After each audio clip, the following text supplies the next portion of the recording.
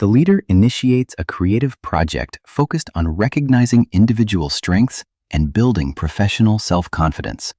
By being the first to share personal reflections, the leader models the vulnerability needed for the team to openly explore their own unique value.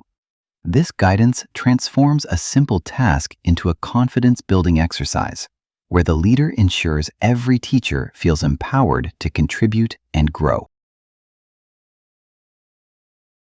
Takže, vítam vás tu na našom stretnutí. Sa teším, že ste prišli v takom hojnom počte, teda všetky. Tak dostali sme dve úlohy. Jedna je spoločná a jedna bola samostatná. Začneme tu prvou spoločnou. Mali sme vytvoriť poster, veľkosti 1 meter alebo aj väčší. Trošku sme tam nechali voľný ten priestor. To budeme vedieť o chvíľočku prečo, na čo teda to bude potrebné a na čo to bolo potrebné. A mali sme na ten poster napísať nadpis: toto je náš kolektív a v tomto sme výnimočné. Takže našou úlohou bolo nejakým spôsobom znázorniť sám za seba. Mal znázorniť nejakú svoju, čo seba ako vystihuje, čo ho vystihuje. Tak myslím, že to stačí. Rôznou technikou, nemali sme nič písať, ale to niečo tam je taká vetička, ale to myslím si, že asi, že by sme niečomu porozumeli. Tak, začnem prvou otázkou.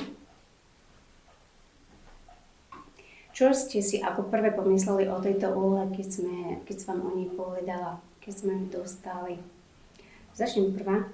Mne sa páčila tá úloha, keď som si prečítala ten nadpis, lebo sme ešte nikdy nemali nič také. A myslím si, že je to dosť dôležité a dobre môže vedieť aj sa vidieť sám o sebe, sa tak zamyslieť, v čom som ja výnimočná, čo mám dať aj inak aj tomu kolektívu a ako priniesť nejaký taký úžitok nám všetkým. A tým, že sme to nikdy nerobili, tak som sa potešila, že možno, že každý sa tam pozrie sám do seba a sa zamyslí nad tým, že čo môže vlastne priniesť nielen kolektívu, ale aj jednej, druhej, tretej, štvrtej, piatej učiteľky a tak ďalej. Did you notice that the leader started by sharing first to make it easier and safer for others to talk about themselves? Did you notice that the leader explained the task as a way to find and value everyone's unique strengths? Did you notice that the leader focused on how each person's confidence and skills help the whole team succeed? How do you help your colleagues recognize their own strengths to boost their professional confidence?